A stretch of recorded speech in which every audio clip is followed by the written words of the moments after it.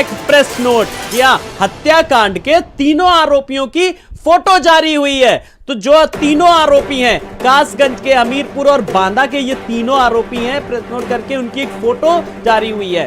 तो ये देखिए, Arun Maurya son of Deepak Kumar, Sunny Pune son of late Jagat Singh और लवलेश तिवारी सन ऑफ यश कुमार तिवारी। ये एक्सक्लूसिव तस्वीरें हैं, अपने दर्शकों को दिखा रहे हैं। लवलेश, सनी और अरुण मौर्य अतीक अशरफ हत्याकांड के आरोपी। डीजीपी मुख्यालय ने हत्याकांड में जारी किया एक प्रेस नोट जिसमें तमाम सारी चीजों का जिक्र। ये एक्सक्लूसिव तस्वीरें हम अपने दर्शकों को लगातार दिखा रहे हैं, लवलेश, सनी और अरुण को लेकर के, जिनकी तस्वीरें जो फिलहाल प्रेस नोट के जरिए जारी की गई हैं। तो ये वो खबर है जो ये तीनों आरोपी हैं। फिलहाल अब इन पे लगातार किस तरीके से लवलेश की आपको बता दें कि जो जानकारी मिल रही है, उसका इलाज चल रहा है, उसके एक गोली भी लगी है जिसका जिक्र एफआईआर में भी है।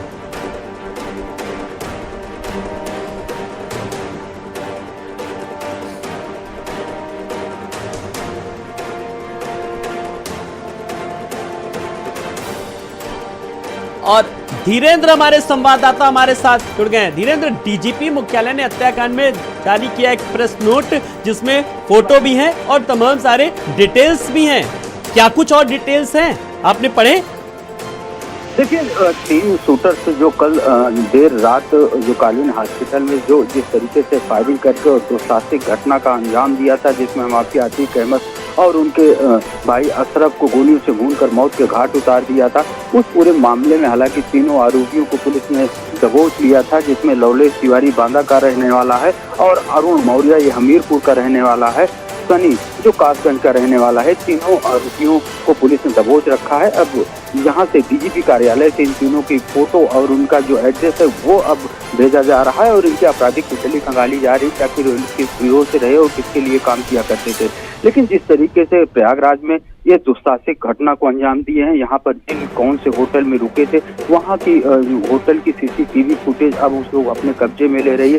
कहाँ कहाँ कितने दिनों तक रहे और कहाँ कहाँ ठिकाना ये बदले हैं, इन सारी चीजों को डिटेल्स अब यहाँ की पुलिस अब खंगाल रही है। जी बिल्कुल धीरेन्द्र, आप हमारे साथ बने रहिए और अब हम अपने दर्शकों को बता दें कि जो प्रेस रिलीज जो जारी की गई है वो भी उसमें किस किस चीजों का जिक्र है, थोड़ा सा मैं अपने दर्शकों को बताना चाहूंगा। धीरेन्द्र लगातार बने हुए हैं कि कमिश्नर प्रयागराज में घटित घटना के संबंध में ये प्रेस नोट है जिसमें है जिक्र दिनांक 24/2/2023 को कमिश्नरेट प्रयागराज में थाना क्षेत्र धूमनगंज पर अधिवक्ता उमेश पाल एवं 2 पुलिस कर्मियों की हत्या के संबंध में पंजीकृत आयोग में वांछित चल रहे अभियुक्त अतीक अहमद व खालिद अजीम उर्फ अशरफ का विवेचना द्वारा माननीय न्यायालय में तलब किए जाने हेतु ये प्रत्यावर्तन किया गया है। और इसी के साथ साथ जो फोटो भी जारी की गई है, यानी कि पूरे मामला जो जोड़ा है कल तक जो घटनाक्रम जो सामने आया है। तो लवलेश, सनी और अरुण मौर्य हत्याकांड में फिलहाल शामिल है। धीरेन्द्र लगातार हमारे साथ बने। धीरेन्द्र, डीजीपी मुख्यालय में हत्याकांड में जो प्रेस नोट जारी किया गया उसमें शुरुआत से जब उमेश पाल हत्याकांड से जो शुरुआत हुई तमाम सारी कड़ियों को जोड़ते हुए जिक्र किया गया है। धीरेन्द्र, तरीके से 24 फरवरी को उमेश पाल की हत्या होती है और उस पूरे घटना में 2 उनके सरकारी जनरलों की भी हत्या कर दी जाती है। उस पूरे मामले में धूमनगंज थाने में उनकी जो उमेश पाल की पत्नी है जयापाल वो मुकदमा लिखाती है। उसके बाद उसकी विवेचना शुरू होती है। उस पूरे मामले में अतीक अहमद और उनका भाई अशरफ और पत्नी शाइस्ता परवीन, उनका बेटा असद, ये सारे लोग उनके आरोपी बनाए जाते हैं और ये आरोप लगाया जाता है कि अतीक अहमद जो साबरमती जेल में बंद है वो फोन के जरिए सूत्रों के संपर्क में थे और उनका जो भाई अशरफ है वो बरेली जेल में बंद था, वो सूत्रों के संपर्क में लगातार रहा और एक दूसरे से आईफोन के जरिए वो बातचीत किया करता था। इस पूरे मामले में मामला दर्ज करके लगातार पुलिस की कई टीमें इस पूरे मामले की छानबीन में जुटी हुई हैं। इसी बीच इस पूरे मामले को लेकर कई लोगों को सलाखों के पीछे भी पहुंचाया जा चुका है। 5 और ऐसे आरोपियों को पकड़ा गया था झूठी निशानदेही पर असलहे बरामद किए गए थे, 74 लाख नकदी बरामद किए गए थे और जो अतीक अहमद का जो कचकिया स्थित कार्यालय है उनके कार्यालय थे, उनको जो पुलिस रिमांड पे लेती है, उनसे पूछताछ करती है तो कई अहम सुराग पुलिस को लगते हैं। उसके बाद फिर कस्टडी रिमांड के लिए अप्लाई करती है और अतीक और अशरफ को कस्टडी रिमांड में लिया जाता है। 13 अप्रैल को कस्टडी रिमांड मिलती है और ये 17 अप्रैल शाम 5 बजे तक के लिए कस्टडी रिमांड होती है। पुलिस धूमनगंज की पुलिस उनको कस्टडी रिमांड में लेके पूछताछ कर रही थी। इसी बीच पहले से पूछताछ में पुलिस को पता लगा था कि इनका जो संबंध है वो पाकिस्तान से है। इनका जो संबंध है वो ISI और लश्कर तोयबा जैसे आतंकी संगठनों से है और पाकिस्तान से हथियार आते थे, पंजाब में ड्रोन के जरिए पंजाब में गिराया जाता था। उसके बाद ये हथियार अतीक अहमद और उनके गैंग तक पहुंचता था। बिल्कुल, जिस तरीके से प्रेस नोट में भी जिक्र है और बराबर ये बात कही जा रही कि, और आपने भी कहा कि ऐसा इससे कनेक्शन किस तरीके से लश्कर तैयबा से, अब इस बात से इनकार नहीं किया जा सकता क्योंकि जो इनपुट्स मिल रहे हैं उनके आधार पर यह बात पूरी तरीके से कही जा सकती है। देखिए आलोक, जिस तरीके से कल घटना से पहले हमने अपने दर्शकों को 10 बजे के उस बुलेटिन में बताया था कि कुछ हथियार पुलिस ने बरामद कराए हैं, जो कसारी मसारी के उस कब्रिस्तान के बगल खंडहर से कुछ हथियार बरामद किए गए थे। और उस FIR में भी आज की जो FIR दर्ज की गई उसमें उस पूरे मामले का जिक्र है। उसमें पाकिस्तानी कारतूस मिले जाने की बात आई थी और ये पूरे जब बरामदगी कराने के बाद अतीक और अशरफ को झूमरगंज पुलिस झूमरगंज थाने ले जाती है। उसके बाद वहाँ से उनका मेडिकल चेकअप के लिए जैसे कालीन हॉस्पिटल ले आती है, वहाँ पर पहले से घात लगाए बैठे वो लोग हत्या के पहले से फिराक में थे। हालांकि जैसे वो करते हैं, कुछ मीडिया कर्मी पहले से वहाँ मौजूद होते हैं, उनसे अतीक से बातचीत करने का प्रयास करते हैं। वो अतीक को मीडिया से अपनी बात कहना जैसे ही शुरू करता है कि मीडिया के भेष में जो ये हमलावर थे, जिनके हाथ में IDC कैमरा था, ये हकाटी और कैमरा को छोड़ देते हैं। उसके बाद ताबड़तोड़ पिस्टल से फायरिंग करने लगते हैं। केवल महज कुछ ही सेकंडों में दोनों को मौत की नींद सुला देते हैं। आसपास सनसनी फैल जाती है और जो पुलिसकर्मी रहे उनके सुरक्षा व्यवस्था में, चूंकि कस्टडी रिमांड पे अतीक और अशरफ से बड़ी सुरक्षा के घेरे के बीच में थे, वहां पे पुलिसकर्मियों ने इन हमलावरों को दबोच लिया है।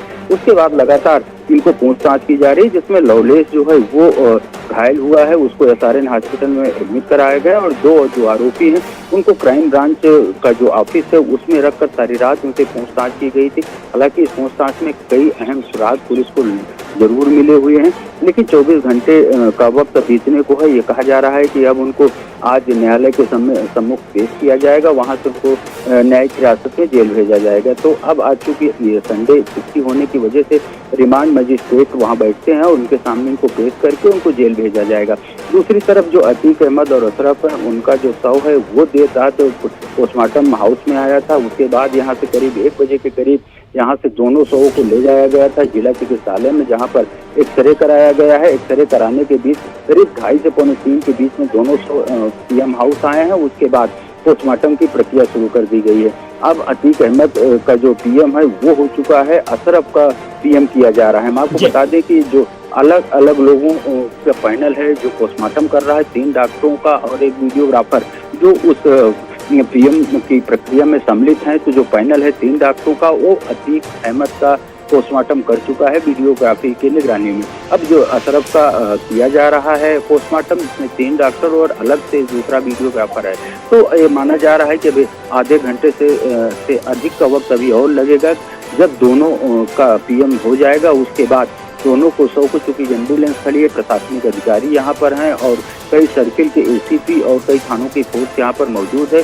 तो कड़ी सुरक्षा के बीच यहाँ से लेके शव को जाया जाएगा। उसके बाद जो कसारी मसारी का उनका पैतृक कब्रिस्तान है वहाँ पर इनके सुपुर्द खाक किया जाएगा। जी धीरेन्द्र, जिस तरीके से अब पोस्टमार्टम को लेकर के जो अपडेट्स मिल रहे हैं, आपने कहा कि अभी अतीक का हो चुका, अभी अशरफ का होना है और डॉक्टर्स का पैनल लगातार लगा हुआ है, उसको लेकर के और क्या कुछ जानकारी है वहाँ पर? अब किस तरीके का माहौल है? क्योंकि अब लोगों को अब आगे की बात करें तो अब आगे अब लोगों में उत्सुकता बढ़ती जा रही लगातार। जी बिल्कुल, अगर हम बात करें तो पोस्टमार्टम की, तो अतीक अहमद का पोस्टमार्टम हो चुका है। अब अशरफ का पोस्टमार्टम किया जा रहा है और पोस्टमार्टम में करीब आधे घंटे से 45 मिनट का समय बताया जा रहा है कि आधे घंटे से 45 मिनट का समय और लग सकता है। अब जब दोनों का PM कंप्लीट हो जाएगा उसके बाद फिर दोनों शवों को यहाँ से लेके जो कसारी मसारी का कब्रिस्तान है उनकी वहाँ पर रवाना होगी। हालांकि सुरक्षा के लिहाज से कई सर्किल के ACP और थानों के फोर्स के साथ प्रशासनिक अधिकारी ADM सिटी भी यहाँ पर मौजूद हैं। उनके ही निगरानी में ये जो पूरी कार्रवाई हो रही है PM की। उसके बाद जो शव ले जाने की बात है या सूबे खाद किए जाने की बात है, वो पूरा यहाँ से लेके जाएंगे। उसके बाद अपनी निगरानी में, चूंकि जिस तरीके से कल जैसे घटना के बाद से ही लोगों में आक्रोश पनपने लगा है, लोग सड़कों पर उतरना शुरू कर दिए हैं, तो आसपास उसको देखकर जो सुरक्षा व्यवस्था है उसको और कड़ा कर दिया है। शहर पश्चिमी के कई ऐसे इलाके हैं यहाँ पर पुलिस और आरएफ का पहरा बैठा दिया गया है। जो खसारी मसारी का इलाका है जहाँ पर कब्रिस्तान है, उसी से 500 मीटर पहले ही चकिया स्थित इनका जो पैतृक आवास है वो है। तो हर जगह पर वहाँ पर बैरिकेडिंग कर दी गई है और पैरामिलिट्री फोर्स के साथ ही ये वो पीएसी का भी पहरा बैठा दिया गया है। तो अब ये माना जा रहा है कि आधा घंटे से 45 मिनट का वक्त और लगेगा। जब पीएम यहाँ पर समाप्त हो जाएगा उसके बाद दोनों शव को ले जाकर जो कसारी मसारी का कब्रिस्तान है वहाँ पर जाकर जो मुस्लिम रीति रिवाज के तहत अंतिम संस्कार की विधा होती है उस विधा के तहत वहाँ पर इन दोनों को सुपुर्द साथ किया जाएगा। जी, फिलहाल पोस्टमार्टम हाउस से और जो जहां पर सुपुर्दे खाक किया जाना है वहां पर सुरक्षा व्यवस्था है, लोगों में भी काफी भीड़ वहां पर नजर आ रही है। आप चूंकि शहर में खुद हैं, आप लोकल रिपोर्टर हैं वहां के, वहां पर आपको क्या असल तस्वीर नजर आ रही है?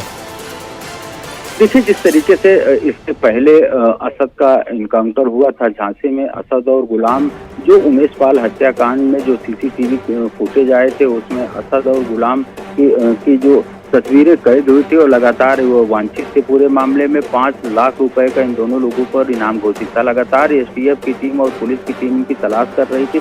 झांसी में इनका लोकेशन मिला और मुठभेड़ में जो असद है, अतीक अहमद का तीसरे नंबर का बेटा और उनका जो शूटर गुलाम है, उसको पुलिस मुठभेड़ में मार गिराया था।